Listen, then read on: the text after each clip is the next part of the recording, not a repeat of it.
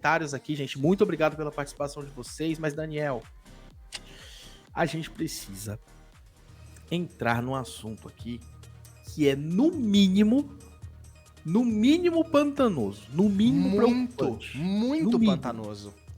Porque a gente falou agora há pouco de uma ex-colega de emissora dele, né? Que é a Tiziane Pinheiro. A gente até questionou, será que o contrato... Na verdade, ele é ex-colega de emissora dela, né? Isso. É isso.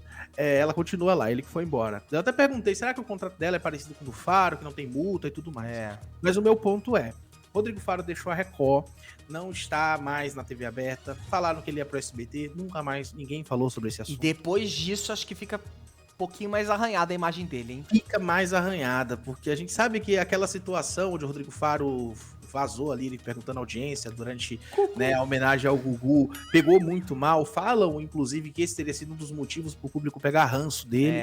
E agora chega uma notícia bombástica. Rodrigo Faro é acusado de induzir uma fã a golpe. Caramba! Tá? A defesa do apresentador tá dizendo que ele foi uma vítima, tá?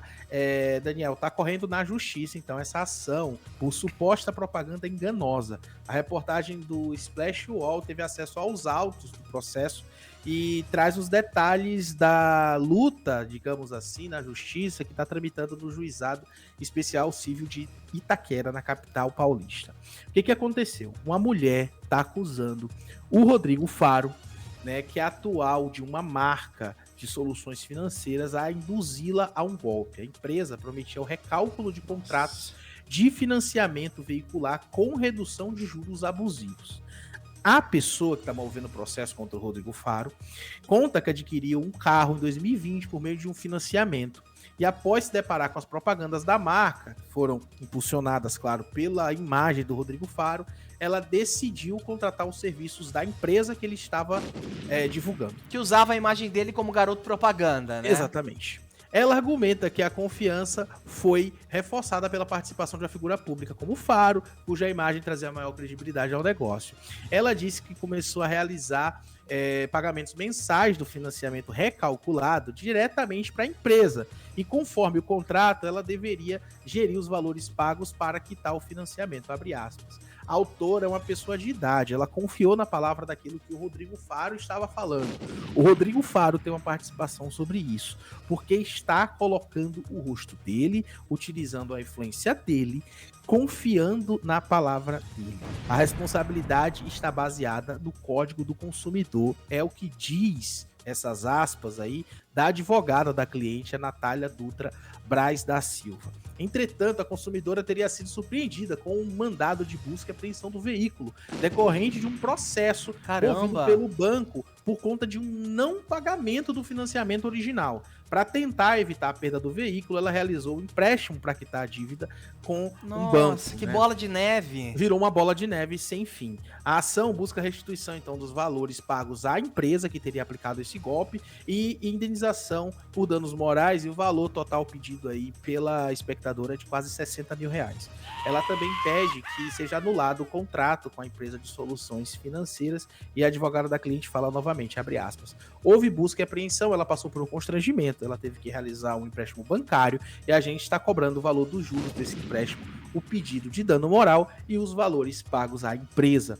E aí, Daniel, a gente teve o posicionamento do lado do Rodrigo Faro. Da assessoria do Faro, né? A gente tem as aspas dele? A gente tem o posicionamento da assessoria do Faro, a defesa dele alega que ele não pode ser responsabilizado por atos supostamente praticados pela empresa pelo qual ele presta serviços. O advogado dele argumenta que seria injusto responsabilizar os artistas por irregularidades cometidas pelos contratantes. A nota diz, abre aspas, o Rodrigo nessa questão toda acaba sendo uma vítima. Por quê? Porque na verdade ele é um garoto propaganda, ele foi contratado por essa empresa para poder fazer a venda da imagem da empresa, como ele faz com diversos outros contratos, como qualquer outro artista faz com outras marcas também. Fecha aspas. O advogado está afirmando também que o departamento jurídico que cuida ali da imagem do Rodrigo Faro sempre verifica as empresas antes de fechar qualquer contrato para evitar problemas no futuro. E no caso dessa empresa em específico, ele já tem um contrato há alguns anos, embora tenham ocorrido ali alguns problemas no passado, eles foram prontamente resolvidos, segundo dizem aí os advogados do Rodrigo Faro, tá? E outra aspas que eles dizem é, abre aspas, se a gente vê que é uma empresa que é muito problemática, nem fazemos o contrato. Nós já declinamos algumas vezes. O Rodrigo já teve algumas propostas, mas a gente declinou. Fecha aspas. Importante lembrar, o UOL procurou essa empresa, né? O nome dessa empresa é Trie, para comentar esse caso e não tiveram nenhuma resposta. Depois desse contato, a empresa procurou a defesa dessa fã do Rodrigo Faro, dessa suposta vítima, né? Para propor um acordo de R$3.000. A moça mesmo disse a reportagem do UOL dizendo a empresa ofereceu absurdamente R$3.000 de acordo, mas ainda não se manifestaram nos autos. Lembrando que ela pede R$60.000. Então 3%, ou melhor, R$3.000 comparado a 60 mil é muito pouco, né? Posso falar uma coisa? Diga. Posso ser bem sincero? Claro. É pouco. R$60.000 é pouco. Se ela realmente foi vítima de um golpe, é muito pouco, né? Tudo isso que ela tá falando, esse constrangimento de busca e apreensão, tudo isso que aconteceu com ela, for de fato o que houve por conta de um erro ou por má fé da empresa, é pouco. Agora, me tem uma outra dúvida também. A nota não deixa claro se a empresa está sendo processada também, né? A nota fala mais do Rodrigo Faro da empresa.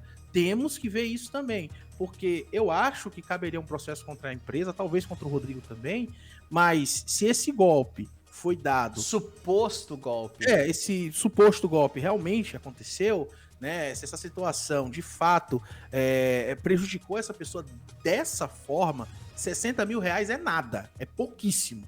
Porque esse país, Daniel, normalizou os absurdos. É verdade. Normalizou os absurdos. E tem muita gente fazendo propaganda. Não tô falando que é o caso do Faro, que a gente sabe que ele é garoto de propaganda de várias marcas famosas. Eu tô falando aqui de muito influenciador que tá divulgando golpe e nem falando assim, é uma coisinha aqui, uma coisinha ali, não. Você entra lá e caiu no golpe, perdeu seu dinheiro. Às vezes esse tipo de influenciador, não dizendo o Faro, tem influenciadores. Não é. O Faro é um apresentador de televisão. Sim. Que todo mundo conhece, todo mundo sabe quem é. Que se aventurou como apresentador, né? Mas tem influenciadores que, se você vai ver os stories, tem 5, 10, 20 divulgações e todas são golpes, Todas são golpes. E um monte de ex-fazenda, um monte de ex-BBB fazendo isso, eu falo mesmo. Um monte de pseudo-subcelebridade que tá fazendo isso pra ferrar com o pobre.